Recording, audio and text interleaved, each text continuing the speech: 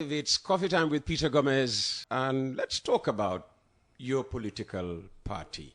You don't call it a party; it's an alliance. Why have you shunned, the term party? Party is something else, but of course we are a registered political party now, but we don't use any word like a party to it. Why? We call it Alliance for Democracy and Development. Yeah, why alliance, not Party for Democracy? No, sir, because looking at the political climate of this country, we have decided to establish a political party that will bring all ethnic groups under one umbrella and have all the ethnic groups to be represented in the executive of this party, tribes to be in alliance here, so that we foster an environment of peace and tranquility in approaching our democracy. No dictatorship, no discrimination, no segregation.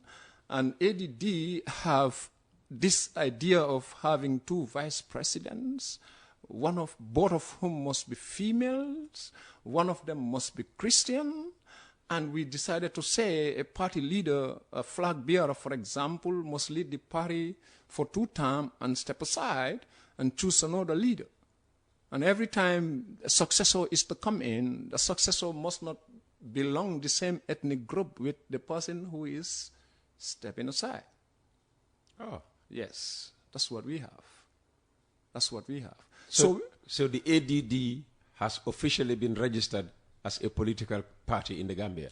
Mr. Peters, some times ago I gave you a call to ask if I could have an audience on this platform. But by principles, you told me, Mr. Malik, we don't allow people who are not registered to be interviewed by us, if my memory can serve me.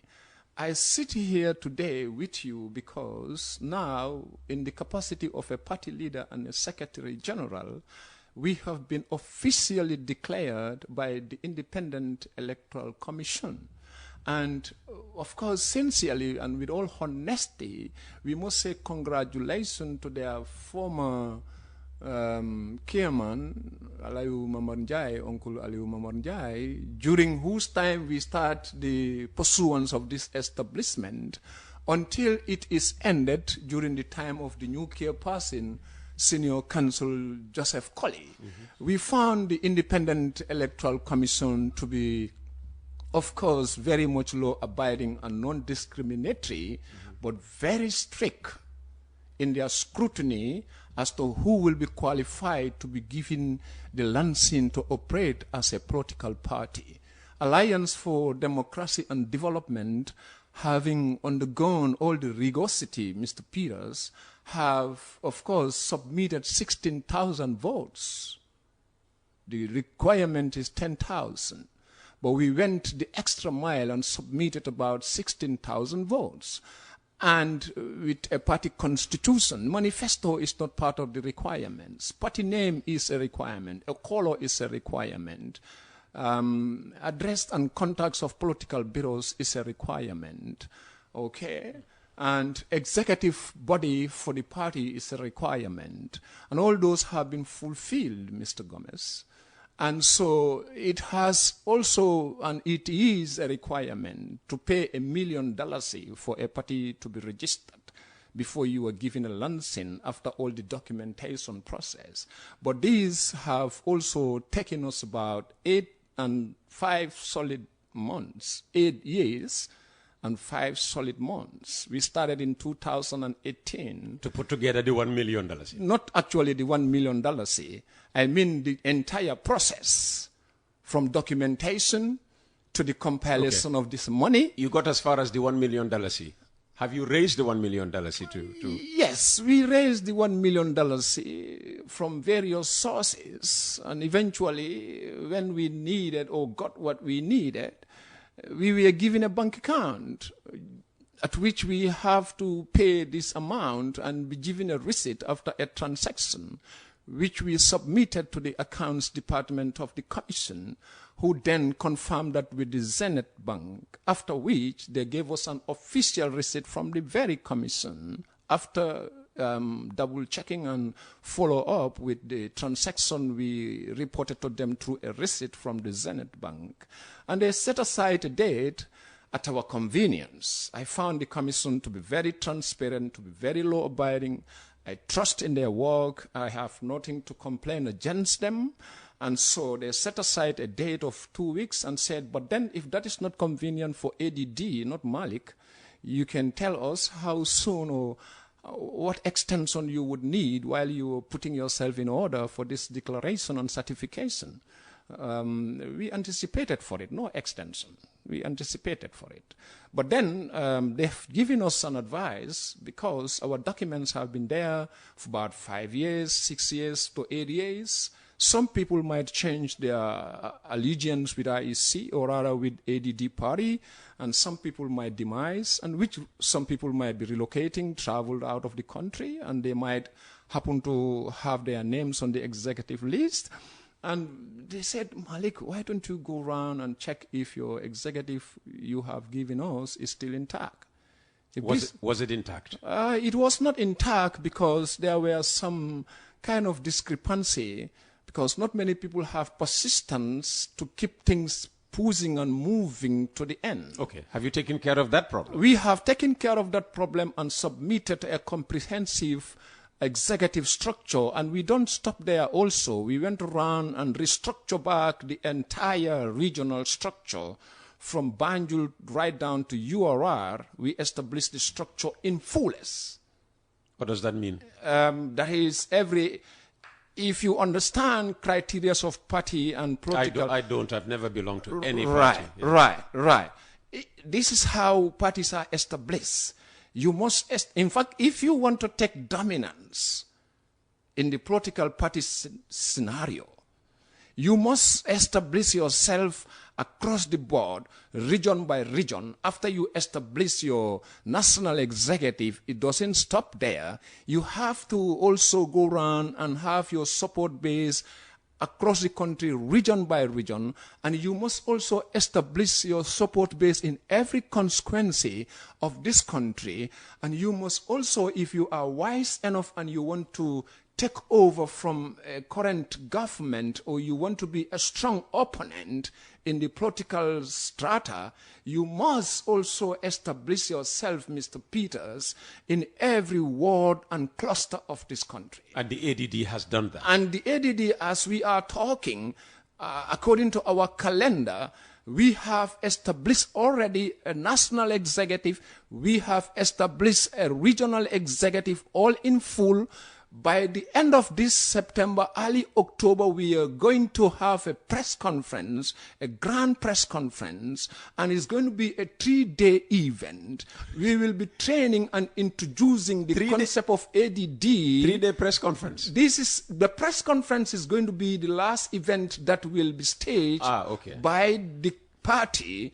But what will happen is delegates will start arriving on Friday, and we will be doing an induction training, introducing to them the concept of ADD in the manifesto and the constitution, because these are our ambassadors at the grassroots. We are preparing ourselves for a change. Let's just go back a bit. So you submitted, a reconstituted executive body to the IEC. Then what? As I am mentioning, sir. What about the list of, supporters? They needed 10,000. You gave them 16,000. Now, after 7-8 years, you're not guaranteed that all 16,000 would still be with the ADD. So what did you do about that list? Mr. Peters, thank you for that question. It's a very important question for the listeners to know, because it's going to inform them about our strength. We are not dropping as far as our support base is concerned. We are fully in touch with the grassroots. How many names did you submit to the IEC? 16,000 votes have been submitted to IEC with names and signatures. Okay, fantastic. So have you got your certificate?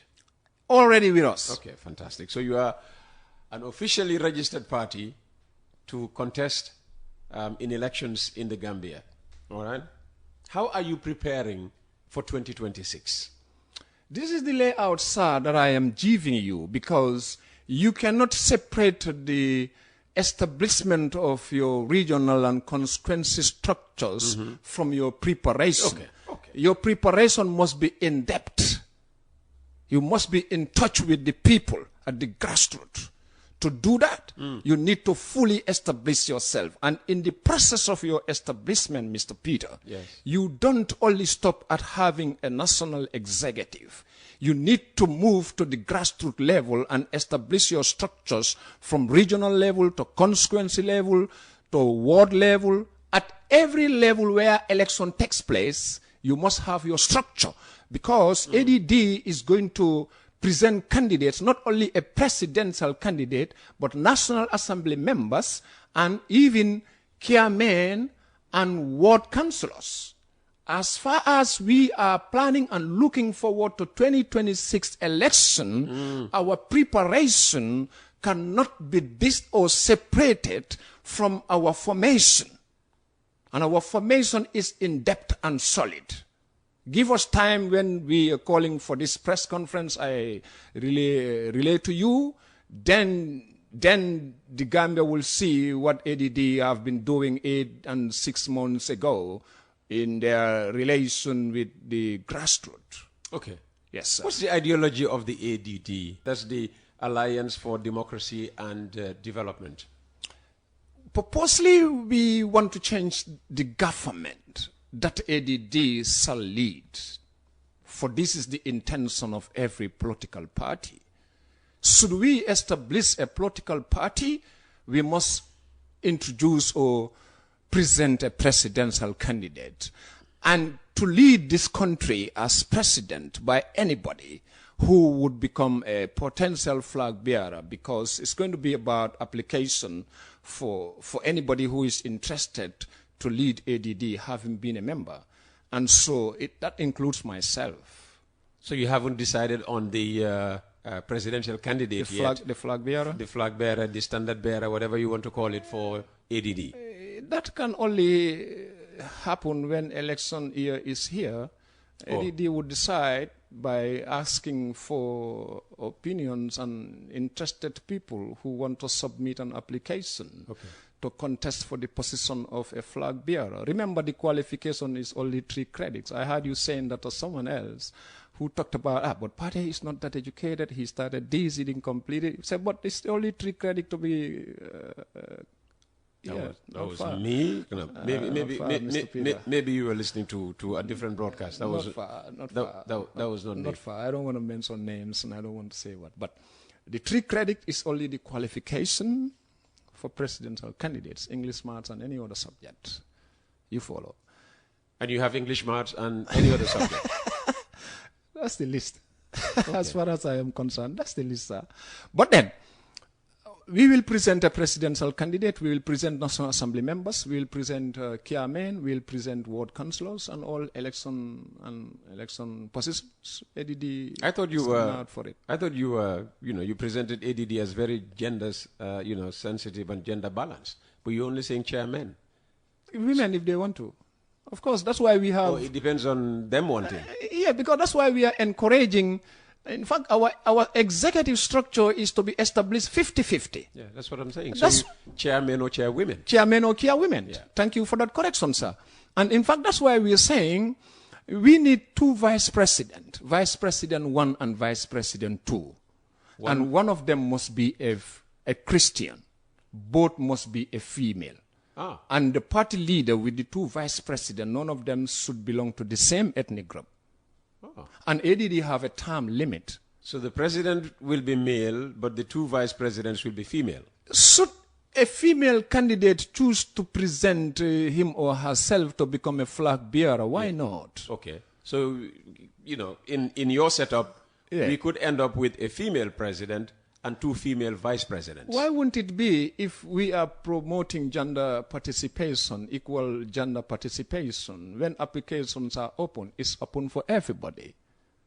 We are encouraging women. So the applications will be open next year, not any time this year. Because we are not going to be subjected to Congress And so, because you will be subjected to a Congress. We will not be subjected under the IEC laws, or do you mean next year you don't have to hold a Congress next year? Sir, until you are 2 years. Yes, okay. By the act of the... Okay, so now it's clear. Right. So, you've asked a question about the vision of ADD, if I am right. Yeah, finally, you are ready to answer that, yes. Because I was trying to expatiate on a point which derailed us away from the question that you asked. Let's do the vision before you get derailed again. There you go. Agriculture is a very key intervention area, and we've been told in school that this is the backbone of the economy of any country. Governments comes and go. There is a current one promoting agriculture. They just gave, 60 tractors out? With another 120 to come? True. But then the approach that ADD is establishing is a complete different one. Tractors are a must in our case. But Mr. Peter, yes, most of what we consume here for daily feeding in the houses always comes from foreign.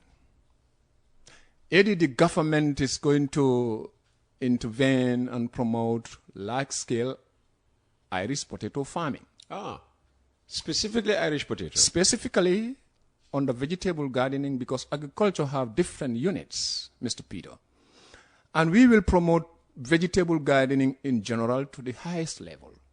Agriculture, onion farming, and Irish potato farming, and any other vegetable to the highest level. And we will be promoting poultry farming. These not only promote economy, but they also provide and create a lot of employment. And believe me, it's going to address this illegal way that they call back way through the Mediterranean to Europe in search of greener pasture as a result of desperation and government failing its citizens. I have been a farmer boy, and the nature of farming is the horse and the hoe with the donkey carts. This does not feed us today. Mechanical farming does the job. Large-scale farming does the job. Promote economy, create employment, tractors, 20, 50, 100 hectares of Irish potato, 150 hectares, 1,000 hectares of onion, Irish potato, onion, poultry farming, all the chicken legs that we consume here, the eggs and wings, all from Europe. You're going to stop them all? Why wouldn't we stop them? Why do we have to depend on foods that comes from foreign when we have a big time land space here that is not cultivated and no settlement in there? It's been laid fallow. That's why, because it's not cultivated. It's being laid fallow, as you said. Yes, and we better make the best use of them to feed ourselves and create employment and promote revenue. Very simple. So agriculture top of your agenda, what else? Still in agriculture, we're talking about large-scale tree farming, tree planting. We need factories in the long run if you have to plant more trees. Let's say 1,500,000 trees to 2 million trees. If you're thinking like a leader, you have to think that big, because the governments are here to solve problems. The governments are here to address the needs of the people. And we are expecting, if governments are to intervene in any adventure of promoting economy, it should not be a baby and shallow thinking. It has to be a big time thinking. And don't ask whether the money is there for it. It's the willpower that we need. And just the thought, having the thinking. This has always been an empty talk, governments succeeding each other, raising big hopes of Gambians and giving them false promises. I would have finally said this, but it's important to put it to you now, that this presentation of our manifesto concept is going to be subjected to how you call project proposals with cost and justification. ADD is not going to give Mr. Peter a blanket concept of manifesto, a skeletal idea. We're going to add flesh to what we are saying. We have asked so many professionals and intellectuals of this country here and diaspora about what are needed for agriculture. That's just a bit of the agriculture. ADD government will have polytechnic and academic university colleges in every region of this country. Why is that important? Human resource and human capital, promoting human capital. Okay. You cannot separate development of human capital without introducing, and providing necessary education and the environment. Okay. What else? Regional housing estate projects. Regional housing estate projects. So you're going to provide housing? Why wouldn't we? Taf, Bakote, Brusubi, where I live, Kanifing, Kotu. These are all housing estate projects by the previous governments.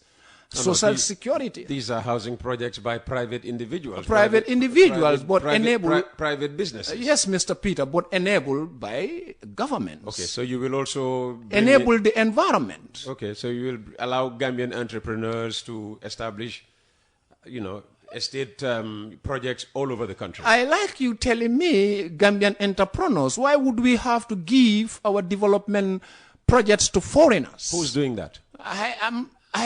Some projects have been given to foreigners, though. By who? But specifically, I want us to concentrate on what ADD is doing.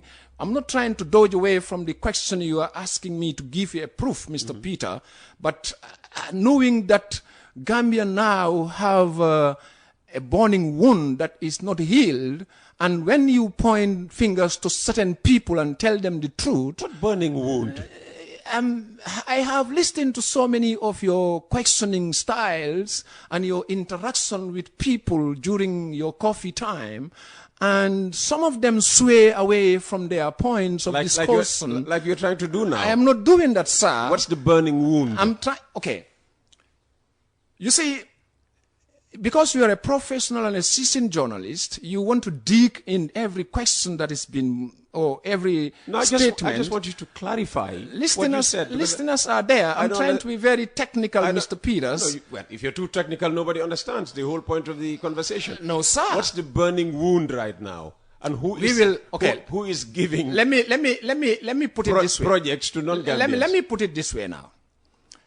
If ADD is to establish housing estate projects, Social Security have identified sites across this country by our research. Yes. Brusubi is a Social Security identified site.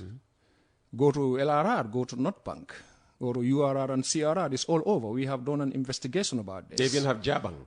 There you go. So this has to be constructed. And when you construct housing estate projects in every region of the country, you are addressing the problem of business, you are promoting microfinance and self-employment businesses. You will enable the SSHFC, Social Security and Finance Corporation, to be able to set up, real estate companies, real estate, projects right across the country. So that we are developed, so that economy is promoted, Mr. Peter, so that employment is generated, self-employment by... So let's move on, because we have only 9 minutes left for you. Right, come on, that's very short. Yeah. We are also talking about having to create what you call revenue banking. Revenue banking? Revenue banking. Okay, what's revenue banking?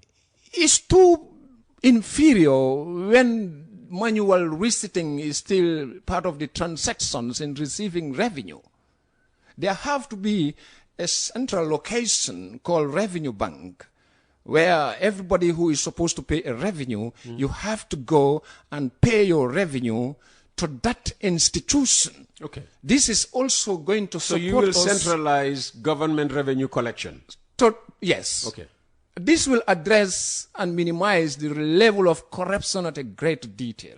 And ADD is also thinking about introducing police training and military colleges so that we empower our officers in uniform and give them other professional training other than their security orientation to defend and promote them when they retire or supposed to retire from their security services. Okay.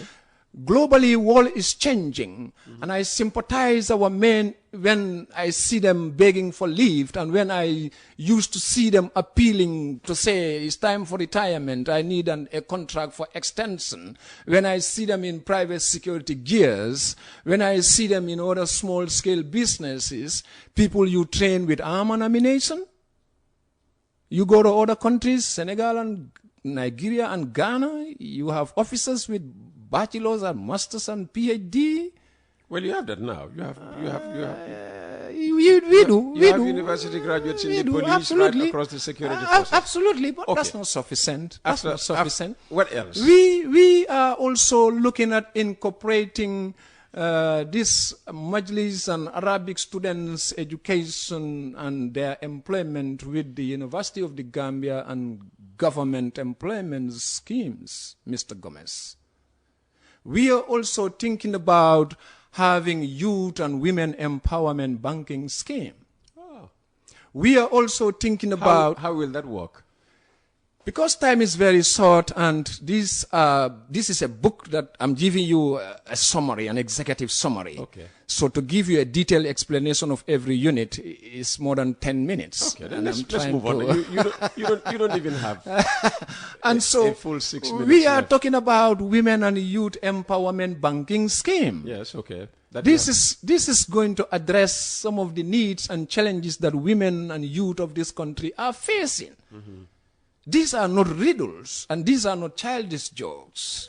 These are going to be subjected, every intervention area, Mr. Peter, is going to be subjected into a project proposal and with a justification and cost. So that when ADD succeeds this government, we will not be in the office and thinking about what do we start and where do we start.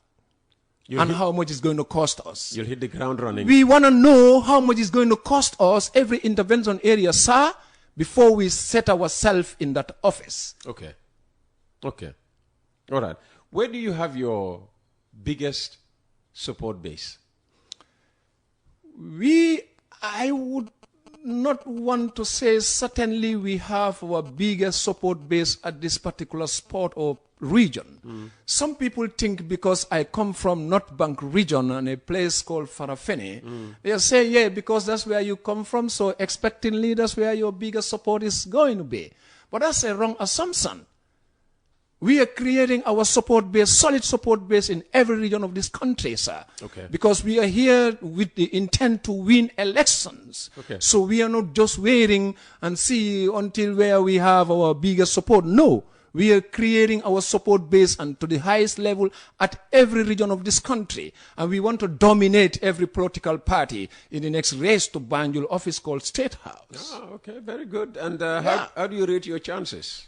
Chances are too high. If you look at the current political denomination here, look at it. I mean, because we have a principle, we don't want to send a message to our opponents and say, this is your weakness, you better address it. No, I'm not asking you to do that. I'm saying, what are your chances? I mean, how do you rate your chances? If you look at what is happening currently, the struggle as to who become the next flag bearer, and the complete dissatisfaction that the majority Gambians are, registering about this current government, there are only two political parties here, I would say it to you, sir.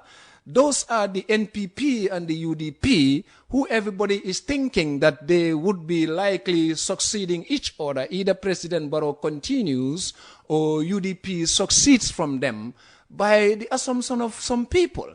But some people are telling you, Mr. Gomez, that Gambia still don't see their potential candidate who can be a unifying agent and take over from all these people. I can see you are a big fan of this program because that was said on this program. Yes. Of course, I follow you. So now, is that why you presented yourself as that person? I am not presenting myself as that person, but I want to take over from President Barrow if the Gambia chooses us, and we are going to present very clearly our agendas of national development.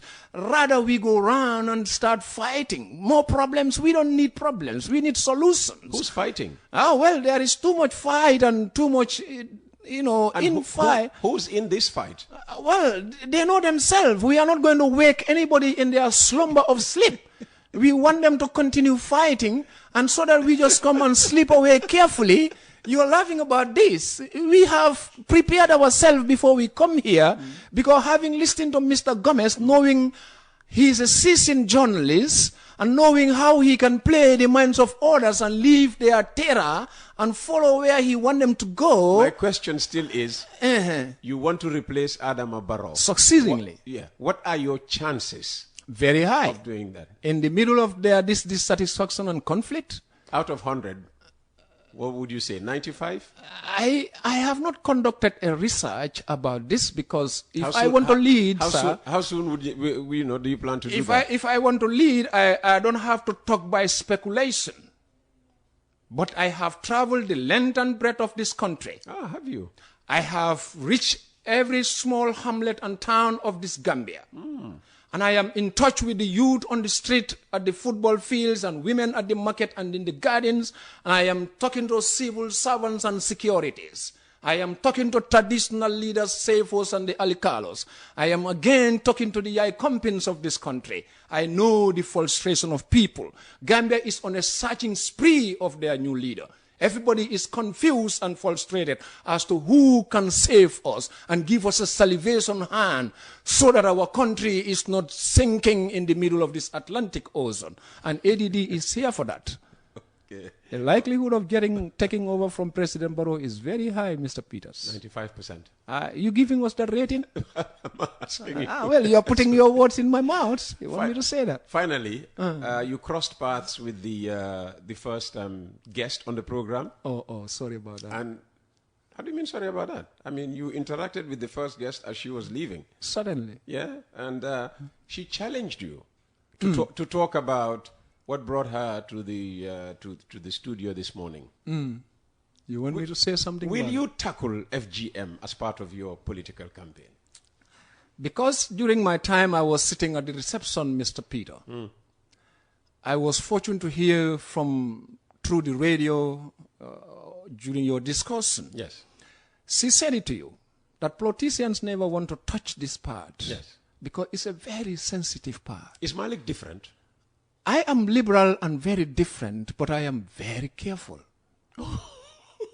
Liberal and very different, but yet very careful. And FGM is a slippery topic, is it? I do not create room because we want to change culture of this country. And knowing the mindset of the people of this modern republic, Mr. Peters, this lady is highly educated, and she knows this country. She have her own challenges. And why seasoned politicians in this country not talking about this subject? We who are toddlers in politics, even though our ideas are sharp in national development. You're a toddler in politics? I would assume I am. Okay. Because I have never come to the playing ground. I'm just new. All right. Right. Let's have your final thoughts. Thank you very much, Mr. Peter. Thank you very much for giving us time to your coffee hours. We would want to say thank you very much to the listeners. We are very much thankful and grateful to every member of ADD across the country and the diaspora.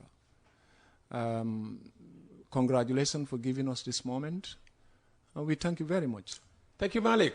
Thank you, sir. Ladies and gentlemen, Malik Kamara, leader of the newly established Alliance for Democracy and Development. It's Coffee Time with Peter Gomez.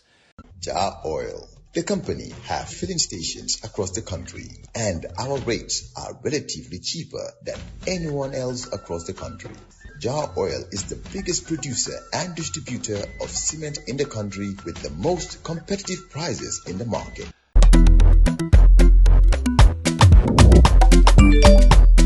Axel jam si Wave. Yo, apply. Yo, luta to dede. Luta mo nulo jel mo to nga andil mahalis. Hello? Busel mo fine. What? Busel mo fine. Oh. Yes! Wave Axina Gambia. Deposit and withdraw money, pay bills and buy mobile credit without fees. Transfer money wherever in the country for only 1% fee. Ak Wave. Busel mo fine. Wave, your money is yours.